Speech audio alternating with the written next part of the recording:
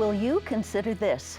For years and years and years, you'd get up in the morning, be getting ready, get off to work, and listen to the radio, and this guy's voice was there for a long time. Randy Rundle, welcome. Hi, Chris. Thanks so much for having me on your show. I appreciate that. So how many years did you do that? I was in radio for 52 years. 52? 52. But you're from LaSalle originally? Yes, I'm originally from LaSalle, And Peru. you started there? I did, when I was 15 years old. Okay, weren't there laws against that? Oh, back in the day, if it was for 52 years. Okay, never mind. You would think so, but no, no laws against that. And interesting story, I've told it before, but when I was in high school, I think I was a sophomore at that time. And I was in student government. One of my jobs for the homecoming parade was to get local celebrities to judge the floats in the homecoming parade. Okay. So I thought, well, let's try a couple, mayors and city officials, and hey, why don't I try to talk to some of the local people from one of the radio stations? So I did. Called up the general manager of the station, and I said, I'm who I am, and this is what I'm trying to do. And he said, well, sure, I'll help you out. And he said, by the way, would you like a job? Just out of the clear blue. Like that. Did you have this voice back in those days? Apparently I did. Well, I'm a little older now, so it's a little different. And I've got a little bit of stuffy head right now, so it's not the same as it usually is. But yeah, I guess it was. I guess it just came from the factory that way. Mm-hmm. And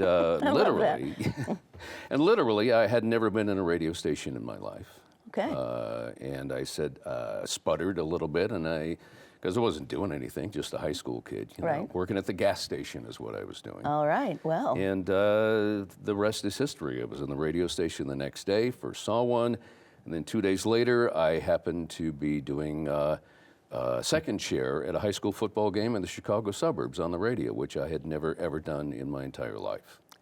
Wow. So was that super intimidating, or It was all new. In fact, interesting just a little sidebar there. I had to ask my mom if it was okay because we wouldn't be coming back from the burbs until after midnight, and the next day was a school day, if she was okay with me going up there. And of course she said yes. She said, well, okay. What an opportunity. Yeah, and it was intimidating, and how I learned to do the stuff in the studio was they walked me into the studio. They said, this is this is that, and these are the days when they had the big turntables and we were playing the vinyl records and stuff like that, which then vinyl is very hip. It's coming back, yeah. And they closed the door and said, go ahead and do it. Crazy. And that's how I learned. I would have hit the wrong switches. Well, I'm not saying that didn't happen. Okay. But it certainly did, yes. So kind of the old-fashioned way, like when learn how to swim when they throw you in the water. Exactly. Yeah. All right, so so you were in LaSalle for how long, and then you came here? Yeah, I was probably there for, I came to Peoria the first time, I think it was 1984. Mm-hmm. And, I worked at one of the radio stations here for 3 years. There was an ownership change, and they offered me a job in the Indianapolis market where they owned a couple of stations. Mm-hmm. And I said, sure. So I spent about 3.5 years there. And then, of course, as so often happens in the radio business, there was another ownership change. Mm-hmm. And so then I was kind of looking for another opportunity. Had some chances in the West Coast. I didn't like the weather out there in the Pacific Northwest, so I was offered a job to come back, and they provided some equity for me. That's nice. And I've been back since 1990. Wow. Yeah. That's a lifetime. Meantime, you had a wife and children who were going with you. Yes. Yeah, we had at that time we have one daughter, our oldest child, and it was just one of those things, It was just, that's the way it happened, and the career was taking you there, so we did. So you did it. I did. And then, so you've had a lot of sidekicks over the years. Yes, I have. All right, and we know a lot of them are still around. Yeah, they are. All right. Yeah. So tell me about how that worked out? Well, I was doing a one-man thing. I've always done mornings, except when I was in high school. I would do nights so I could go to school during the daytime. Mm-hmm. And do you remember Mike Troop? You know Mike Troop. Yep. Mike was probably the first guy who we did a little duo there in the mornings. He was kind of the news guy. Yeah. And Mike is... He just after retired. Yes, from being a professor at Benedictine College, I think, in Atchison, Kansas. Yes, I I think. Yeah. interviewed him a couple of years ago. Yeah. Mike's a great guy. Great guy. I've known him for many years. And then we had Stephanie Aaron was probably the first female partner that I had in the mornings, when we tried to branch out and do a little bit of a different show, a little bit more of a conversational show. And then Stacey Campbell I believe, was my partner for like 14 years. And Yeah, it was a long run. Yeah, we had a great run with Stacey, and then she decided that she didn't want to get up early anymore, get a real job, as they say. And she's with OSF. Yeah, she works with OSF Healthcare. And then Shelley. And then, and then there was Stephanie Blue also. Oh, okay, I Yes, forgot about that. Stephanie Blue for a few years, and then Shelley Dankoff. So, and that was a part-time thing. Shelley was always our fill person when we needed some help. And then one thing led to another, and I think that ended up to be, I believe, I think we were together 4 or 5 years, I think. And if not longer, one day leads into the next. It does. And getting up that early in the morning, it's hard to remember some things. But the fact that you were pretty sharp all the time, I mean, you got used to life being, what time did you get up in the morning? At 4. All right. My day started at 4 o'clock. And because my other duties at the radio station at that time and up till just before I retired, I was also operations manager for the whole group of radio stations. And that kept me there. I was doing 12-hour days every day. And, all right. No and nap. Things on the weekend? No nap. No nap. And then things on the weekend that you would... Yeah, community events. Right. And that's important. Yes, I think it is. And that's one of the things that I think I'm most proud about is our involvement with the community. And as you well know, we see each other at these events. And I was always very happy to help get into the community and to support them with the tools that I had. Right, exactly. Yeah. Well, trying to get you to be on this show, I'm available on these days and after this time, so I'm thinking he must be sleeping until at least 10 every morning. But so what are you doing now to keep yourself busy? Well, I know. It's just like, well, the guy's just sitting there on the couch, right? And it's, no, I am just never have been a couch sitter. I've always been somebody where the wheels are always turning. And I try to keep busy. But yeah, I've got my hands in several things. I have a studio at home where I've been able to be fortunate enough to get some opportunities to do voiceover work for some of the television stations in this market.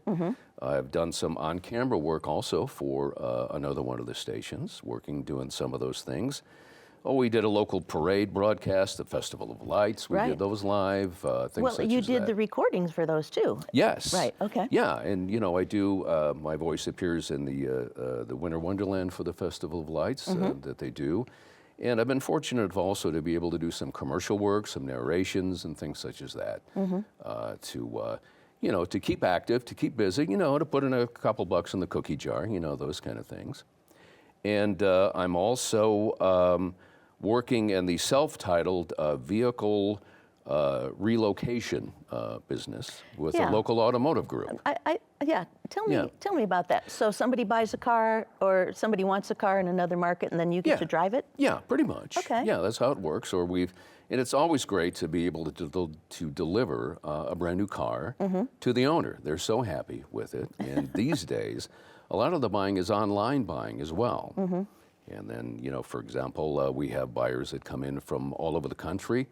They fly in, and we have to go pick them up, bring them in, and then help deliver their vehicles for them. Or if your car needs an oil change, I work for an automotive group that sells a line that if you live in Rock Island and you bought a car from them, it's our job to go to them, give them a car to drive while their vehicle's in service, bring their car back for service, and then bring it back when it's all finished for them. So did you look that up, or did you offer your services, or how did that come about? A good friend of mine, Bob Schertz, who I've known for many years, was doing that, and he said, you know what, why don't you give this a try? This is pretty good now that you're retired.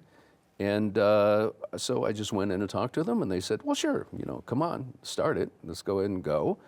And I like it because I like dealing with people. And I like it because it is different Than from the anything you've done. majority of the work that I've done before. Right, right. Very different. Yeah, very different. You didn't get to spend a whole lot of time in a car back in the No, day, I in the didn't. radio days. I didn't, and now I spend sometimes hours a day in a car, which is fine, and I get to drive cars that I could never personally afford, which is always a good thing too. Yeah, It's very kind of cool. fun. Very cool. So, but yeah. you know how to drive standard shift too? Oh You have yeah, any of sure, okay, sure. well that's yeah, good. we do those things. All And right. so that's been a lot of fun.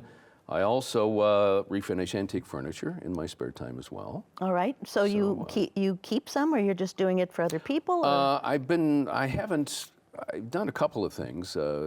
Mostly it's for my own volition. I mean, great example, I was up in LaSalle visiting my mom, and my mom still lives up in LaSalle. Okay. And she is how And young? she is 88 Okay. now. And, and we go to a lot of sales. We go to a lot of, like estate sales, auctions, stuff like that. And here on the curb was this beautiful old red oak library table that had been abused a little bit, and the kids had been putting permanent marker and paint and things like that on it, and it said free.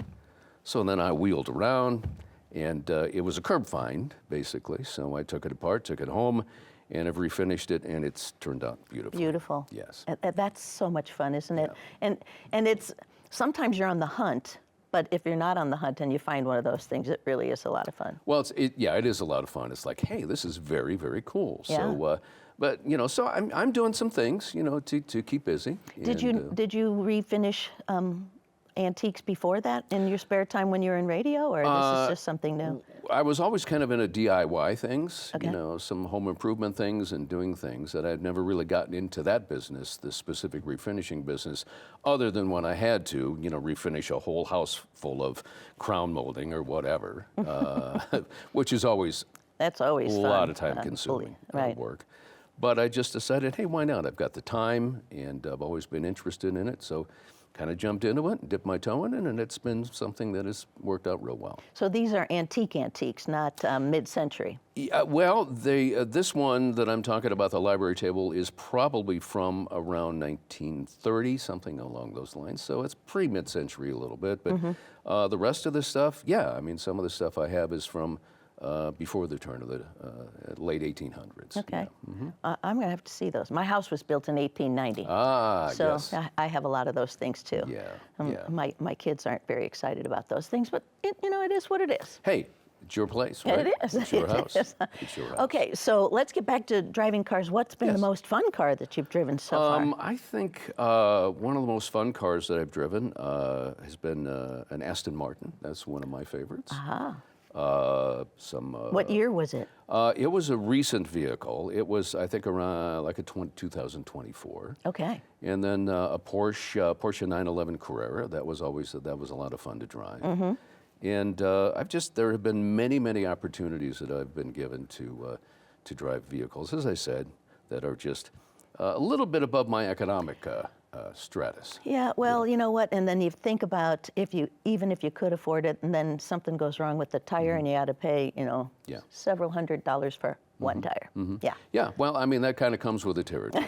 it kind of does. But it's been a lot of fun, all the way down to driving Mini Coopers and stuff like that. Those are fun to drive. All right. And you just never know, and that's one of the things I do like about it. You just never know what you're going to drive, where you're going to be, what you're going to do. But so mostly, do you stay within the state, or you said you are going a couple? Pretty much. I've been to Iowa, we've been to Missouri, almost Arkansas, some of those areas, and Indiana, and a lot of times in the Chicago area. Okay, Yeah. but nothing cross country. Yet. No, nothing yet. Okay. No, nothing yet. There have been some opportunities, but they just didn't fit into my schedule at the time. Okay, so all right, so that's your schedule, but then what's this other schedule?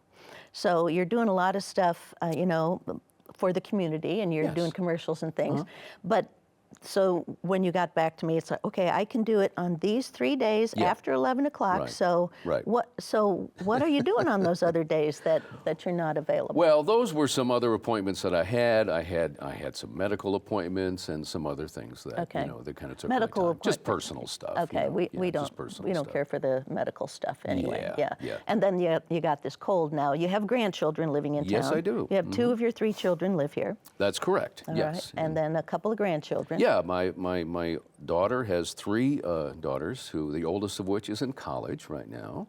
Wow. And then Well, you started early. yes, excuse me. But yeah, I mean, they're here, and I do enjoy visiting them and going to, and the other two, one's in junior high and one's in high school now. All right. And I do enjoy going to their sporting events and their dance routines, and the typical stuff. The grandparent stuff. The grandparent stuff. Yeah. And then you have another one due, but Yes. out of state. Yeah, my Minnesota kids, they have their first child that is supposed to make his arrival on April 8th. So we'll see. That's right. It's coming right up. See if this child has decided that April 8th is the day, or maybe he wants to meet everybody early, Perhaps. or maybe he wants to hold off. You just never know. Perhaps a springtime gift in Minnesota, and I'm not saying April is springtime in Minnesota, but maybe a little early. Yeah, well, who knows? Yeah. So, no regrets about retiring. No, you know what? I really thought that I was ready. I think I was ready. The industry has been changing a lot, as you're familiar with. This medium, the radio medium, and generally mass media has been changing a lot.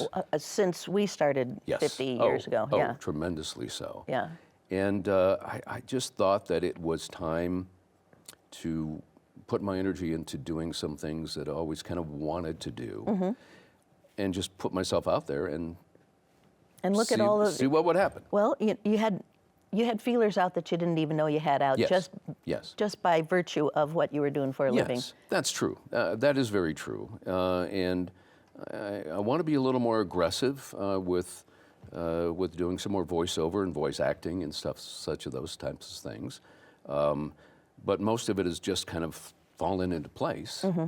You're right, just because of the contacts that I made and the people that I already know that are in the business right now. Right.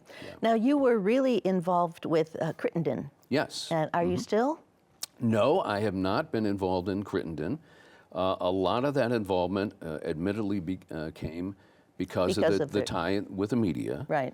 Because we would go ahead and marry the things together, if you will. And that is, we have kind of a bully pulpit that we could use, being the medium that we were at that time, the mass reach media, and my involvement and my willingness to get involved in doing a lot of those things.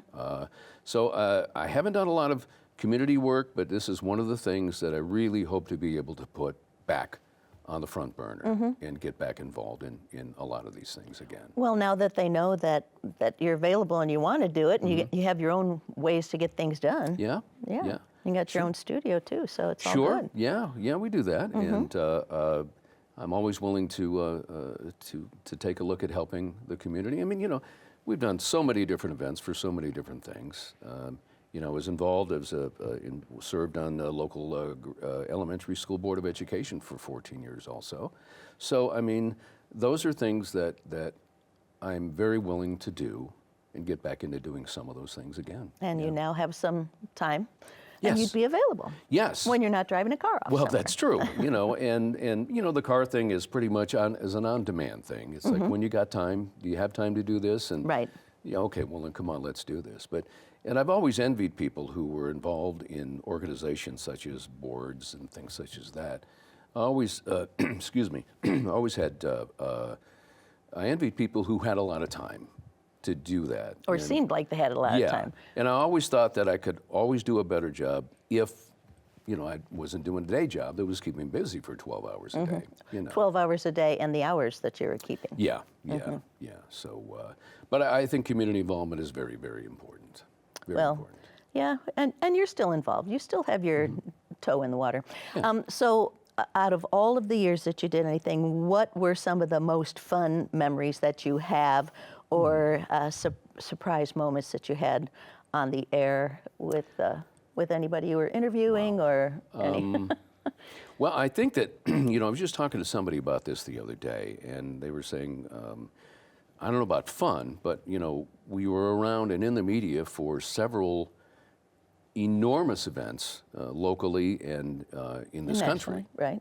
I mean, everything from the O.J. Simpson thing to the Challenger issues to the Columbia thing to the Twin the Towers. Washington, the 9/11 thing for sure. And that was, certainly wasn't fun. No, not fun. But I did, now that I look back on that, it was a moment where, one of the few moments that everybody in this country came together for one purpose. Exactly. And that is, of course, so contrary to where we are today. Absolutely. In this country, where we would go down and take the live truck in the days preceding that or following that, and we would say, look, here's what we're going to do, here's where we're going to be, and at noon today, we're going to come down and we're going to, if you want to help us sing the national anthem on a street corner downtown, come on and show your unity and your support and help with, some of the funds that we were,